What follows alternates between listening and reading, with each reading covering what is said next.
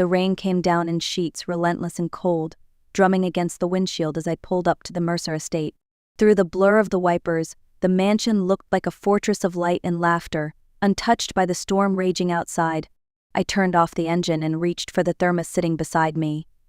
Inside was Olivia's favorite chicken casserole, something warm to ease her nausea. My daughter was 3 months pregnant, fragile and exhausted, and all I wanted was to see her eat something.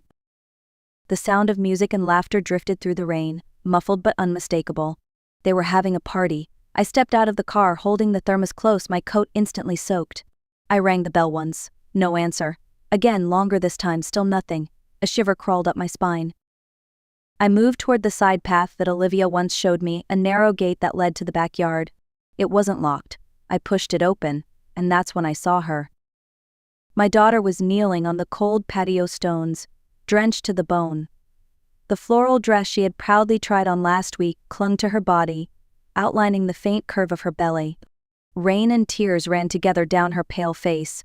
Her lips were trembling, her hands pressed over her knees as if she was praying for mercy. Olivia, I ran to her, kneeling beside her. She tried to speak, but her voice cracked under the rain. Mom, I only bought a maternity dress, that's all.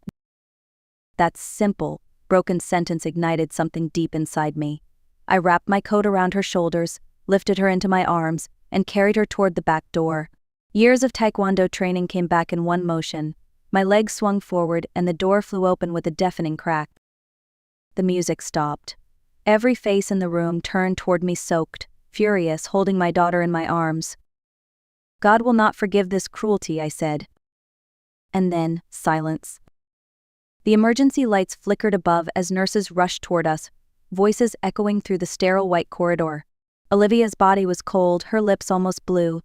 They placed her on a gurney and disappeared behind swinging doors, leaving me alone in the waiting area with rainwater dripping from my hair onto the tile floor.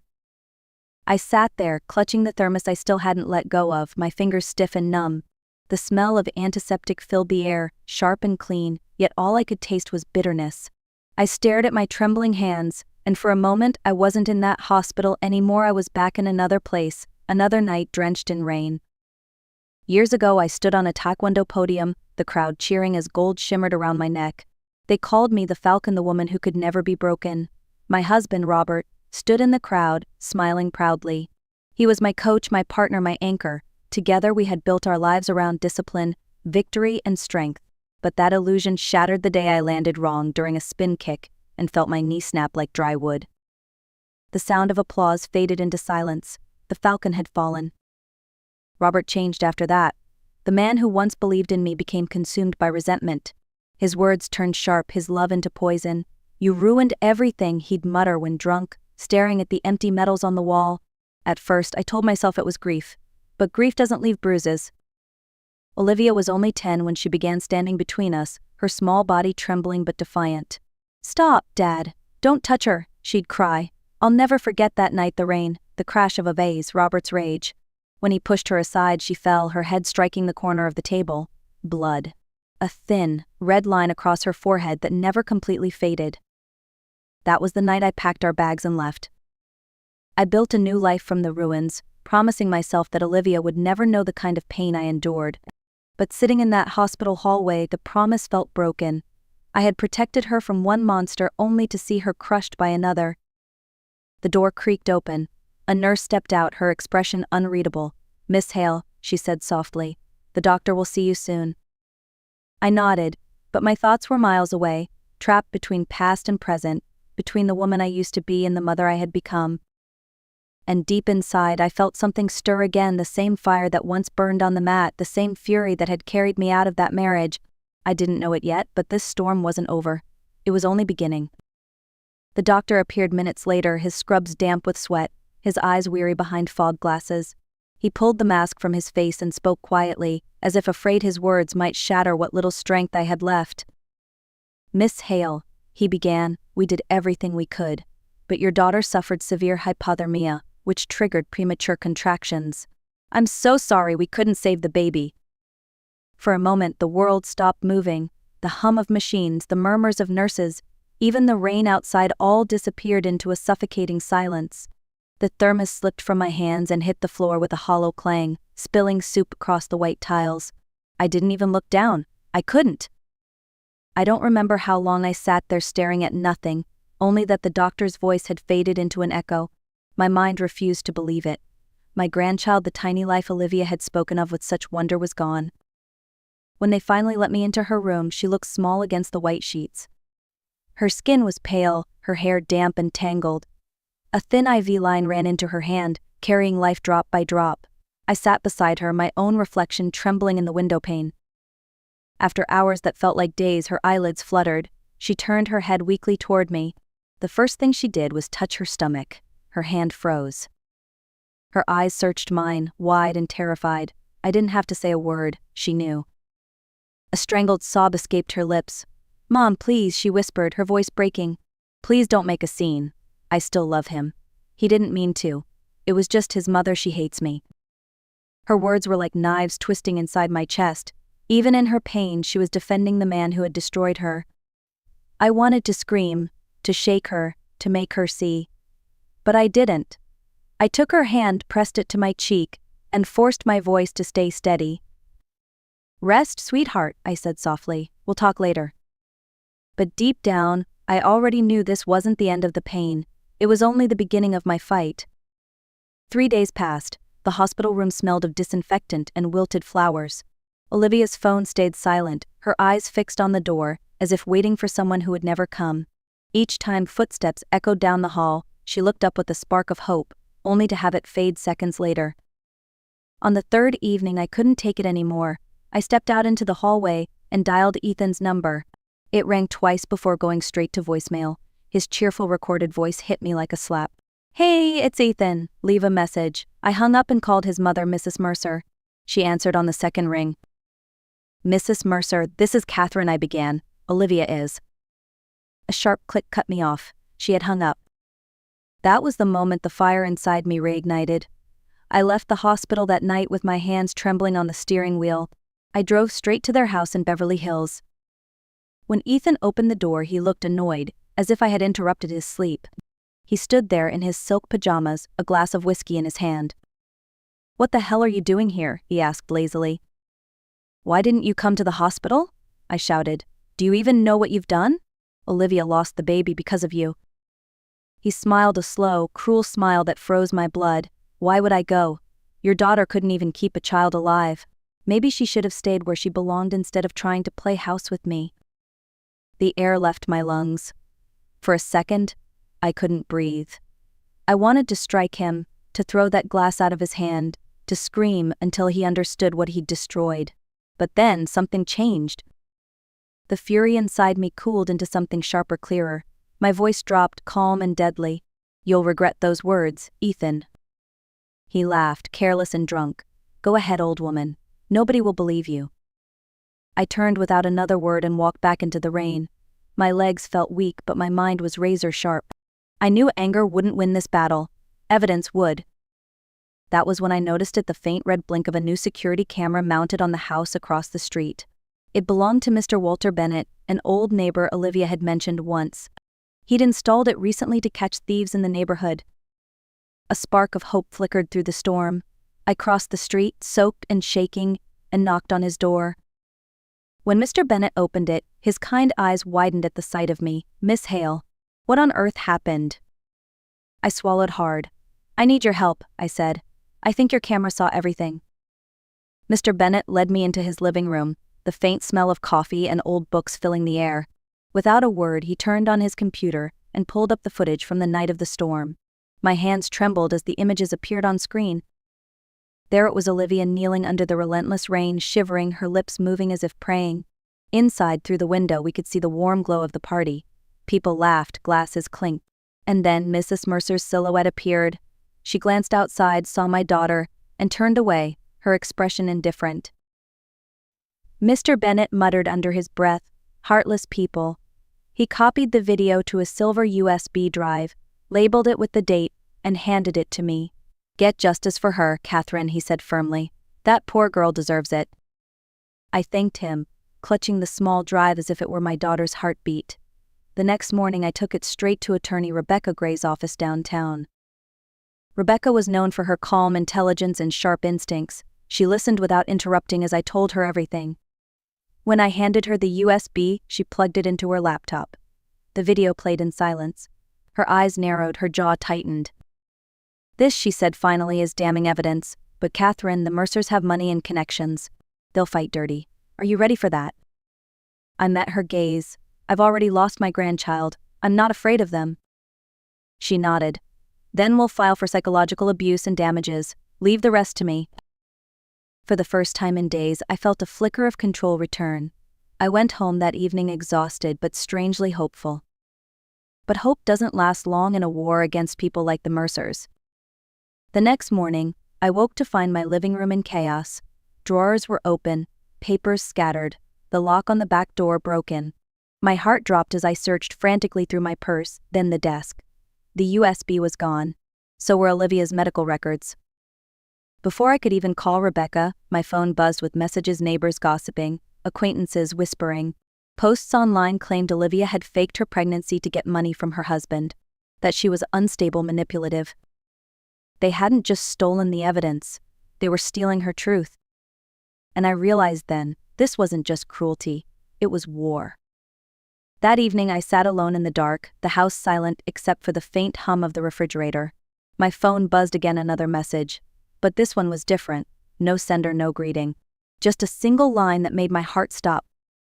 "I have a copy of the video. Meet me at the Black Cat Cafe tomorrow at 4 p.m. Come alone." I stared at the screen, unsure whether to feel hope or fear. It could be a trap. But what choice did I have? They had taken everything, my proof, my voice, my daughter's honor. If there was even a chance this was real, I had to take it. The next afternoon, I arrived early. The Black Cat Cafe was tucked away on a quiet street downtown, its sign faded by time. I sat by the window, watching the drizzle outside, every second stretching longer than the last. At exactly 4, the door creaked open. A young woman entered, her hood pulled low, wet boots squeaking on the floor. She looked around cautiously before walking toward me. When she finally lowered her hood, I froze. It was Claire Mercer, Ethan's younger sister. She looked nothing like the polished socialite I'd seen at family dinners. Her hair was tied back carelessly, her eyes red-rimmed but resolute. She sat across from me, sliding a small black USB drive onto the table. "This is what you're looking for," she said quietly. I stared at it, then at her. "Why are you doing this, Claire?" She took a shaky breath. "Because my family destroyed everything good around them. My mother controls us all like puppets. She silenced me when I wanted to become a journalist. She locked me in my room when I refused an arranged marriage. And now she's doing the same to Olivia. I can't be part of it anymore." Her voice trembled, but her eyes burned with conviction. I saw everything that night. I tried to help her, but my mother locked my door from the outside. I watched Olivia kneel in the rain through my window. For a moment, neither of us spoke. Then I reached across the table and took her hand. "You did the right thing," I whispered. "You just gave my daughter her voice back." Outside, the rain had stopped, but inside I knew the real storm was about to begin. The next morning, I went straight to Rebecca's office, clutching the black USB in my hand like a lifeline. She looked up from her desk, surprised to see me so soon. When I placed the drive in front of her, she didn't ask questions. She simply plugged it in. The video played again, Olivia kneeling in the rain, the party glowing behind her, laughter echoing through the glass. Rebecca watched in silence until the end, her expression unreadable. Then she leaned back in her chair, steepling her fingers. "They've made a critical mistake," she said. "Breaking into your home to steal evidence makes them criminals, not just defendants. And now we have proof." Her eyes sharpened. "But this fight won't be won in court alone. They've used the media to destroy you. We'll use the truth to rebuild you." That same afternoon, Rebecca arranged a meeting with journalist Daniel Ross, an investigative reporter known for exposing corruption and domestic abuse cases. He met us at a small diner near the courthouse, his camera bag slung over one shoulder. I told him everything from the night of the storm to Claire's confession.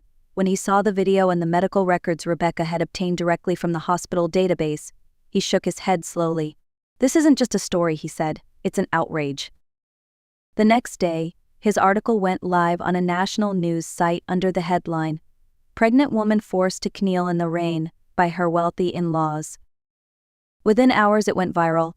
The image of Olivia, blurred for privacy, became a symbol of silent suffering. #JusticeForOlivia spread across Twitter, Facebook, and news outlets around the world. Thousands of women shared their own stories, their own scars. And then came the Mercer's response. Ethan stood before flashing cameras outside his mansion, his tie perfectly straight, his tone dripping with arrogance. "These accusations are malicious lies," he declared. "My wife has a history of emotional instability. She imagined the pregnancy. My mother and I tried to help her." I watched the broadcast with Rebecca and Daniel. My blood boiled, but Rebecca smiled faintly, calm as ever. "Let him talk," she said. "He just buried himself." Minutes later, Daniel released a second article, this time with verified hospital documentation proving Olivia's pregnancy and the cause of the miscarriage, severe hypothermia due to prolonged exposure. The tide turned overnight. The Mercer's empire of lies collapsed under the weight of truth. Reporters swarmed their gates, crowds gathered, and the once respected family became a national disgrace. And amid the chaos, I knew one thing for certain: justice was no longer a distant dream. It was on its way. The courthouse was overflowing the morning of the trial. Cameras flashed outside as reporters shouted questions, their voices echoing off the marble walls. Inside, the air was thick with tension. I sat beside Olivia, holding her cold hand in mine. Rebecca stood at the front of the courtroom, calm and poised, her notes neatly arranged on the table. When Ethan entered with his attorney, the noise outside faded into silence. He looked pale, exhausted, but still tried to force a confident smile. His mother didn't appear. Rumor had it she'd fallen ill after the scandal broke. The judge, a stern man with gray hair and sharp eyes, called for order. The proceedings began. Ethan's lawyer tried to discredit Olivia, calling witnesses who claimed she was emotional and unstable. Some even suggested she had faked her pregnancy for attention. Each lie was like a blade twisting deeper, but Rebecca never lost her composure. When it was our turn, she rose with the precision of a fighter stepping into the ring. "Your Honor," she began, "we have something that speaks louder than speculation." The lights dimmed, and the screen came alive. The video played in complete silence, Olivia kneeling in the rain, clutching her stomach, shivering, while the Mercers laughed inside. The sound of the storm filled the courtroom like a ghostly echo. Gasps rippled through the audience. Even the judge leaned forward, his jaw tightening. By the time the screen went dark, there were tears in several jurors' eyes. Then Rebecca called her final witness, Claire Mercer. Ethan's head snapped up, disbelief written across his face as his sister walked in. Dressed simply in black, she took the stand, her voice steady despite the tremor in her hands. She told everything: the control, the cruelty, the lies. "I'm not here to destroy my family," she said. "I'm here because the truth matters. Olivia deserves justice, and so does the child she lost." Ethan's facade crumbled. His lawyer stopped objecting. The judge needed only a moment before delivering his verdict: guilty of psychological abuse and reckless endangerment resulting in harm. Ethan received a suspended prison sentence, mandatory therapy, and a substantial fine. But the real victory wasn't in the punishment, it was in the moment Olivia turned to me, tears streaming down her face, whispering, "It's over, Mom." And for the first time in months, I finally believed her. In the weeks following the trial, the chaos slowly faded. Reporters moved on to new scandals. The Mercers' mansion stood dark and quiet, and for the first time in a long while, Olivia slept through the night.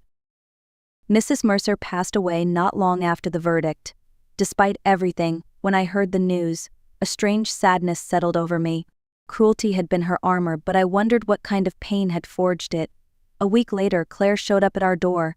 She looked thin, but lighter, freer. "I'm leaving Los Angeles," she said. "I've been accepted into a journalism program in New York. I want to do something that matters." Olivia hugged her tightly, whispering, "You already have."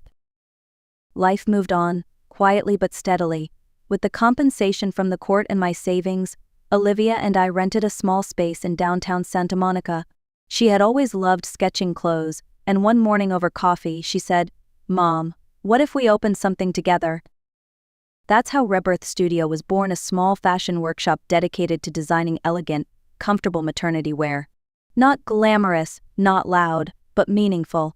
Olivia wanted every woman who wore her designs to feel beautiful, even when carrying the weight of both life and sorrow. At first we struggled. Bills piled up, clients were scarce, but Olivia never gave up. She poured her heart into every stitch, every seam. Over time, Word spread. Customers came not just for the clothes but for the kindness they found inside that little studio. I became her quiet assistant handling accounts, suppliers, and schedules. Watching her confidence return was worth more than any victory in court. Sometimes I would catch her standing by the window, gazing at the ocean. Her hand would rest on the faint scar on her forehead, and a small smile would appear. That scar used to remind me of pain. Now, it was proof of her strength. The storm had broken us once, but from its wreckage we had rebuilt something far greater ourselves. A year later, spring returned to California. The air smelled of orange blossoms and salt from the nearby ocean. One afternoon, after closing Rebirth Studio, Olivia suggested we take a walk along the Santa Monica Pier. The sky was heavy with clouds, but warm sunlight filtered through, soft and golden. Halfway down the pier, it began to drizzle a gentle, cleansing rain. We didn't run for cover. Instead, we stood there, watching the drops shimmer against the light. Then, through the thinning clouds, a rainbow appeared, arching across the horizon. Olivia looked up at it, her eyes bright, her hair damp and shining. "You know, Mom," she said softly, "for the longest time I thought I'd never feel peace again. But now I do. Thank you for fighting for me when I couldn't."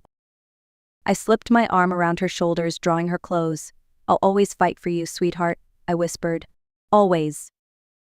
We stayed there for a while, listening to the waves and the faint laughter of children nearby.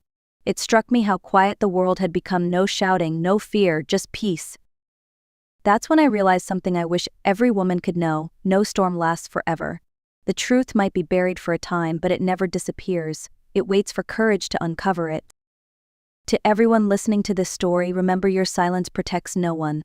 Speak up, stand tall, and never let fear steal your voice. Because after every storm, light always finds its way back.